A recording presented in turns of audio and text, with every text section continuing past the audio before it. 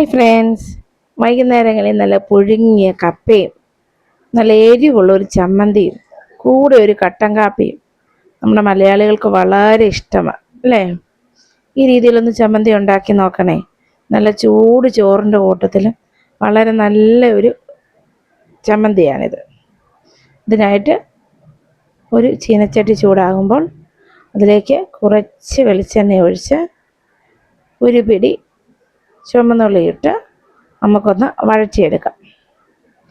ചുവന്നുള്ളി വഴയാനായിട്ട് ഒരു നുള്ളു ഉപ്പൂടെ ആഡ് ചെയ്യാം. ഇതൊന്ന് വഴന്ന് വരുമ്പോഴേക്കും ഒരു 8 വറ്റൽ മുളകിട്ട്, നല്ല എരിവുള്ള വറ്റൽ മുളക് ഇതിട്ട് നമുക്കൊന്ന് മൂപ്പിച്ചെടുക്കാം. വറ്റൽ മുളക് ഒരുപാട് മൂത്ത് പോകാതെ ശ്രദ്ധിക്കണം.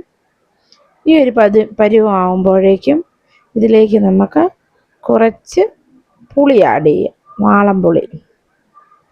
അതും കൂടി ഇട്ടൊന്ന് മൂപ്പിച്ചെടുക്കാം. ഇനി നമുക്ക് ഇതൊന്ന് ഗ്യാസ് ഓഫാക്കി വെച്ച് തണുക്കാനായിട്ട് വെക്കാം.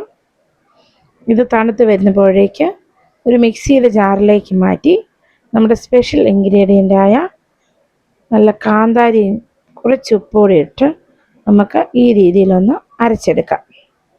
ഇതിലേക്ക് കുറച്ച് പച്ച വെളിച്ചെണ്ണയും കൂടെ ആഡ് ചെയ്താൽ നമ്മുടെ ചമ്മന്തി ഇവിടെ റെഡിയാവും. നല്ല എരിവ് ഇഷ്ടപ്പെടുന്നവർ ഈ രീതിയിലൊന്ന് ചമ്മന്തി ഉണ്ടാക്കി നോക്കണേ. മറ്റൊരു റെസിപ്പിയുമായിട്ട് കാണാം.